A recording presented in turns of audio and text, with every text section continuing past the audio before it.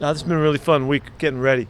It's a great time of year playing football, and for the guys that have been there, they really regard it highly. The new guys are trying to figure it out, trying to draw from the guys that have been around. But man, it's fun, and it's fun to coach, fun to work, fun to follow your teams and all that. So we feel very fortunate that we're in this spot.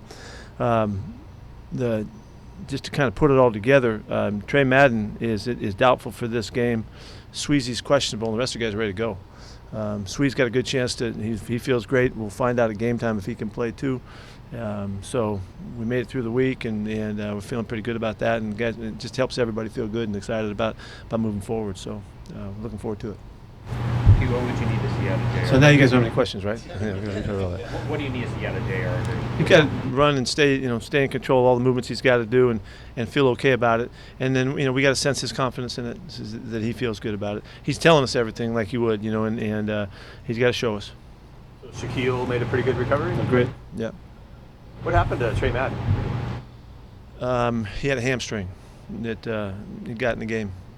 For guys, you've had a few guys do this year where they weren't able to practice and they still get back and play. What's the challenge? Obviously, practice matters, but what's the challenge of getting back to your game if you haven't played all your practice? The challenge is to stay with it all the way throughout and not be distracted by the rehab and the concerns and the wonder whether you're going to make it or not. That's why guys that know that they're going to make it back and really are convicted to that, there's no way they're going to miss. Those guys have a better shot at staying in it all week long. So of course we're trying to promote that mentality as much as we can, and that allows the guy to be mentally on course for a good preparation. Sometimes the guys that have been around, they can kind of visualize and they can use their imagination and they can get their way through it. After a while, that catches up, but in the short term, guys can get that done. It's the mental part of being connected to the every day, every step of the way, and not to be distracted by the by the rehab stuff. What factor this time of year is playoff experience would absolutely have? I think it's valuable. It's valuable. I don't think it's paramount. I don't think you have to have it, but it's valuable. And the point is to realize that it's just football, And once that thing starts, it's ball. And guys got to make sure and we do the things that we always do, and we don't do things that are different. When you get into that situation, it's way harder than it sounds, and it's a great challenge. It's the same thing with primetime. It's no different with that kind of stuff. When you play those games, you got to be comfortable in the moment. You got to be able to do what you normally do and play like you always do, and that's a big challenge. Pete, with KJ back the last couple of games, he kind of show you everything that you wanted to see from him. Yeah, he's really come back strong. He feels great. Mentally, he's such a big factor in helping other guys play well. He's moving great, recovering every day well. He's back in action. So, like everybody around here says, KJ back. That build-up worked out well for him to get a couple games in before this season. Yeah. Last week he was ready to roll, and the week before we had to take care of him a little bit, but he's in full flight now. If Ethan has to play, what have you thought of him, I guess, or how he's kind of played the last couple of weeks? He played much better last week than the week before.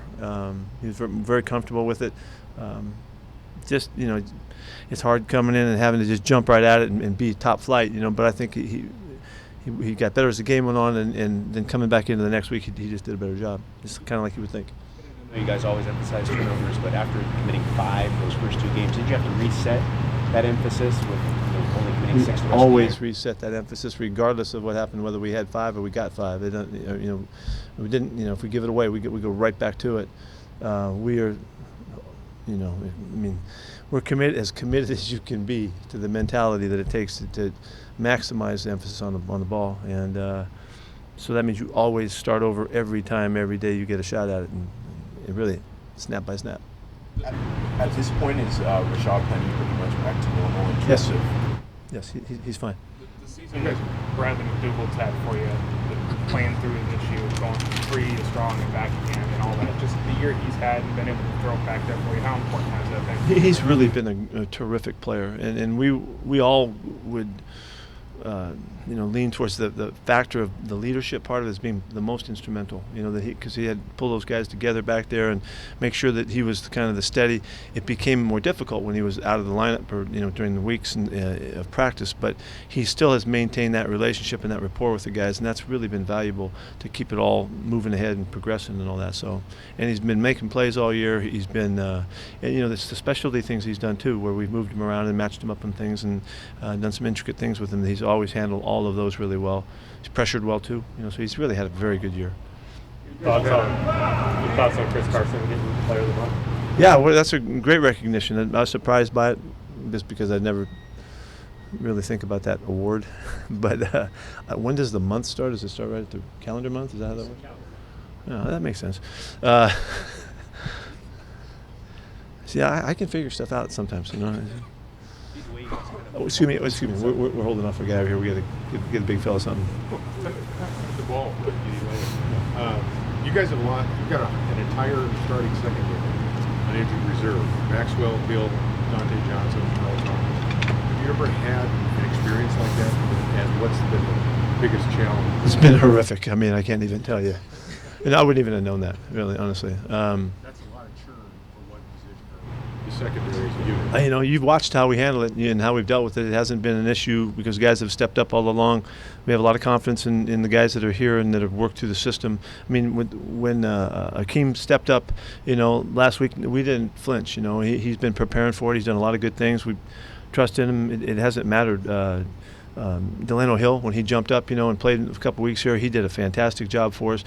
It's a really nice. It's an illustration of the guys' work that are coaching these guys, that they can keep these guys at a high level and in on it, and that's Andre Curtis and Nick Sorensen. Those guys are working with these guys in such a manner that when they step in, you can't tell the difference. That's a big deal for us, Luwani stepped in and played some too for us, so that's really good stuff. So, we've dealt with it okay, and I think it's part of the system that makes it happen that way. Obviously, the way Carson produced in December, monitoring his workload throughout the week, the way you guys did, worked out exactly how you wanted, I guess, right? Well, he's raring to go again. I mean, here we are, 18 weeks into it, and he's really at the top of his game and feels great. And it has, the whole thought has been to continue to work guys in and play the position, and it isn't on one guy to get it done. For all the obvious reasons, and it's worked out fine. Yeah, he's in good shape, ready to go. I'm fired up about him. Like we said, Rashad is back too, and Mike's ready to go, and McKissick is there too, so we're in good shape at that position.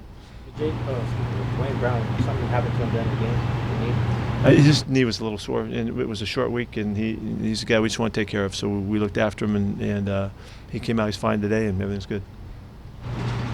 How do you describe the environment of that place, as big as it is? It doesn't seem as loud as many people are in there. I think the scoreboard may get in the way of the sound, so bounces back at you or something. I don't know. It's a real glitzy place, when you come out of a football locker room ready to play football, and you go into a nightclub. It's kind of like we're in the club. No, wait a minute. You got to play ball, and then you come back to the club, and they're all. Anyway, it's unusual. Yeah. And then they're right with you too. Those people that are sitting behind you, I don't know how they see the game. It doesn't look like they care. They're having such a good time, but it's an unusual place. Anything else? Thank you.